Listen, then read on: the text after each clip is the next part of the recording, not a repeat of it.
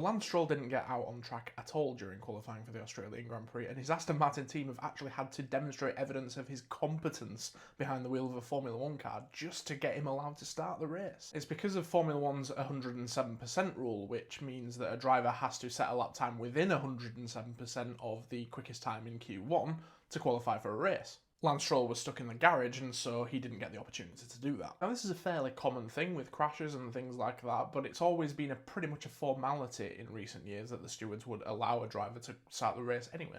But the thing is, because the Aston Martin engines have been so unreliable, and because the car has just been so slow, they haven't actually presented enough evidence in practice to get Lance Stroll to start the race. And they've also got no performance in the Constructors' Championship to go off because it's the first race of the year. And so Aston Martin actually had to list some of his past accomplishments just to convince the stewards to actually let Lance race on Sunday. Some of the evidence they presented was the fact that he started 178 F1 Grand Prix in the past, that he's been on the podium before, that he scored 325 World Championship points.